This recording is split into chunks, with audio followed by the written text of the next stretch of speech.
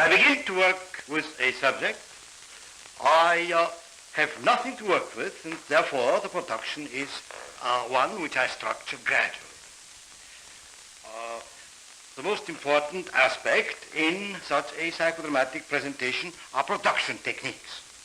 Now, for instance, if I may invite you up, Sue, why don't you come up for a moment?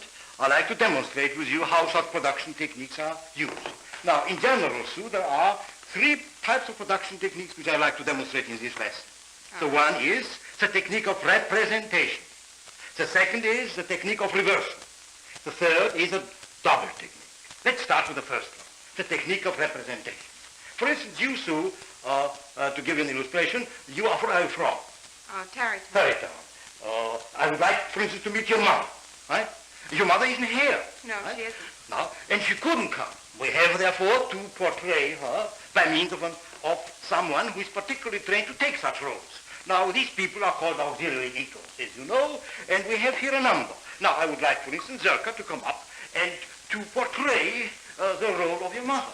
Now, in such a case, she will be, here is Zerka, and we will, you being the resource person, you will inform her what kind of a person she is and what kind of a relationship troubles you at the present time, which you would like to, which might require portrayal on the stage, right? And then, of course, we will proceed from then on. She'll be your mother and you will be yourself. The only thing is, Doctor, there isn't too much of a conflict situation with my mother. Oh, that is not. Well, we can imagine, you all can imagine that, how such a technical presentation can be done. So let's move now, thank you so much, Zerka, and we'll move now to a second technique, which I discussed before. It is a technique of reversal. Mm-hmm. Now, with whom do you have a problem? My mother-in-law. Your mother-in-law? Oh, I see. Well, I'll tell you something. I'll invite another auxiliary ego up. It is Jana.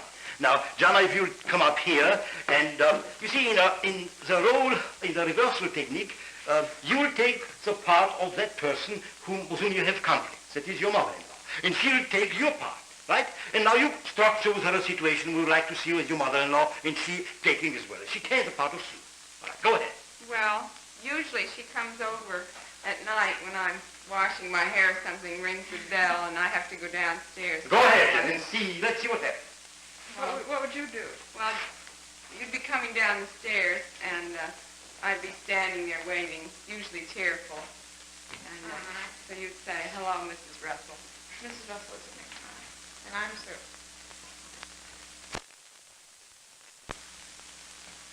Hello, Mrs. Russell. Oh, Sue, I don't know what to do. I've been having a terrible day. Is Norman home? Oh, yes, he's upstairs. You come on up. Well, you know I can't walk all those flights up. Would you tell him to come down? I just have to talk to him. The most terrible things have happened to me, and I just don't know what to do. And the doctors say I have to be operated on, and that woman was so mean to me again. And you know how she acts. She just goes, she kicked me, and she threatened to throw me out the Now, please, now you reverse roles, and now you are Sue, and she is now Mrs. Russell. Oh, I just don't know what to do, Sue. I want to see Russ. Won't you tell Russ to come down? Now, you know that, and I'll have him come over and see you. Oh, but he isn't in class. That's all right. Now, that is about an illustration of how a reversal technique runs. Thank you, Jana. You understand, Sue, and you understand all that is about how it operates. Now, it has a very great therapeutic value because one person can move from herself into the other person's situation and learn in action of what is going on in her own mind. And so she lives in two persons simultaneously, so to speak. And so let's go now, Sue, to the third technique. It is, and you all, please look carefully at Sue. We will go now into the double technique. Now, everyone, as it is visualized in mythology, we all have a person who is a double of ourselves. That is at least how it is visualized by the mystics and by folklore of all peoples on earth. And now, let us imagine that you'll come home, right, at one evening, and you'll find yourself. Zerka, will you please take the part of the double?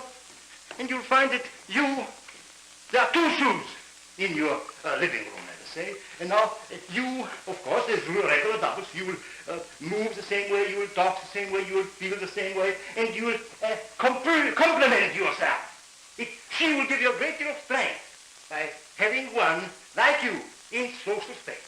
Go ahead and try to work it out that way. Oh, dear, I suppose I was very nice to Russ's mother. Well, I try to be nice.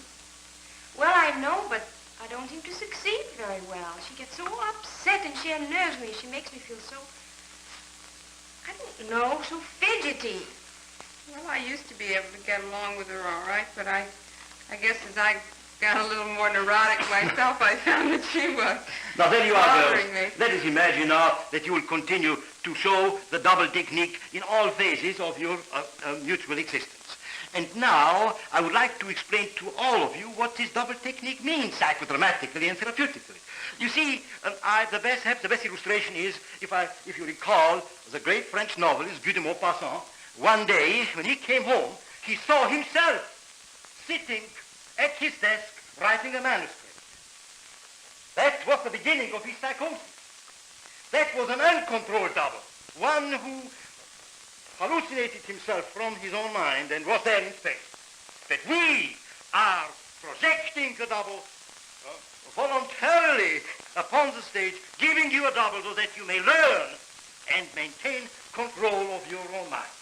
The controlled situation which a double portrays from the depths of your psyche, Sue, is what we are giving to all these people who are suffering from psychotic experiences. You understand? Yes.